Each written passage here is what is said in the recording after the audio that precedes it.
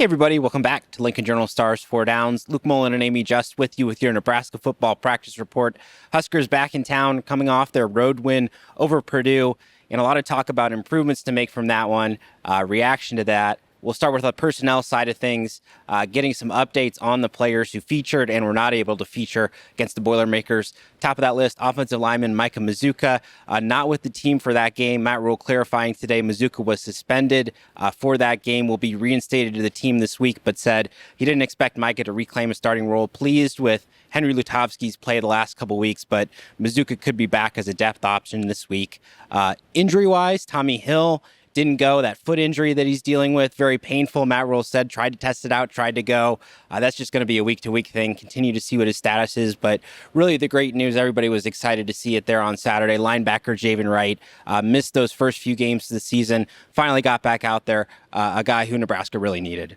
Yeah, and what's crazy is he hasn't been able to practice. So he's just going out there, playing, just relying on the, as Matt Rule joked, 9 years of experience that he has out there.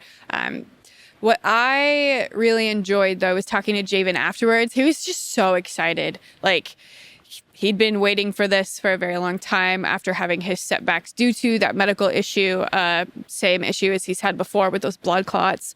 The thought is that he's going to play more, ramping things up, which is a surprise. Matt Rule said today that they didn't expect him back until like USC, which is, in November. Yeah, so several weeks ahead of schedule. Again, they'll try to get that conditioning back because he is a big impact in that Nebraska linebacker room. But reacting to this game against Purdue, pretty much the glaring weakness, special teams, and not in all aspects of the game. Matt Rule, of course, shouting out punter Brian Buschini, who laid the boom on that tackle on kick return. A couple tackles too on those blocked field goals.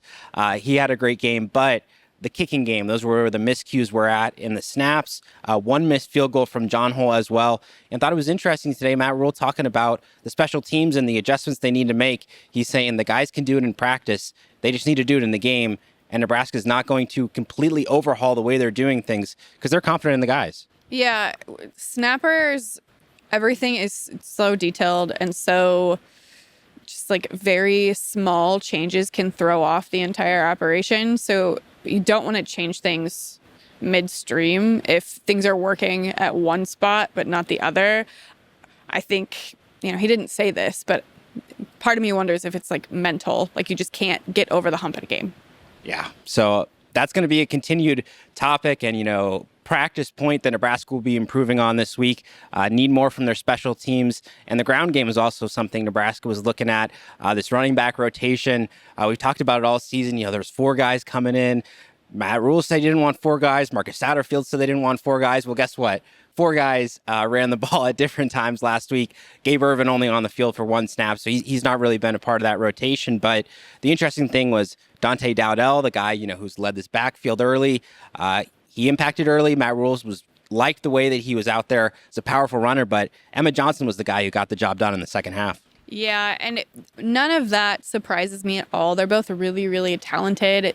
One of the similarities that they have, even though they are 2 different types of backs, is that they both are so hard to bring down. One of the things that Matt Rule said today that stands out about Emmett is he always makes the first guy miss.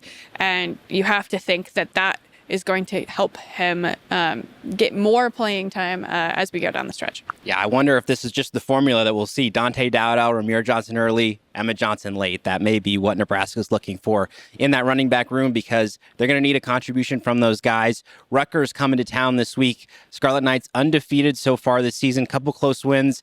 Was really kind of a thriller. This most recent one against Washington, a game where Washington racked up over 500 yards of offense.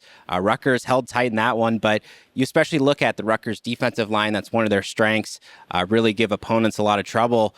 These Greg Schiano coached teams, very tough, very physical. And then on the other side of the ball, they got a running back, Kyle Monangai, who's one of the Big Ten's best. Yeah, he's going to be really hard to stop. Nebraska's run defense has had some issues in recent weeks. They're looking to get back on track, but man, he's going to be tough to stop. So if they can, get over that hurdle, they can stop anybody. Yeah, run game, run defense, much better there against Purdue. So again, Nebraska knowing that's going to be an important one for Rutgers. That is a 3:00 kick this Saturday. Nebraska back at home at Memorial Stadium. We'll hear more from players and coaches during the week, and we'll see you then.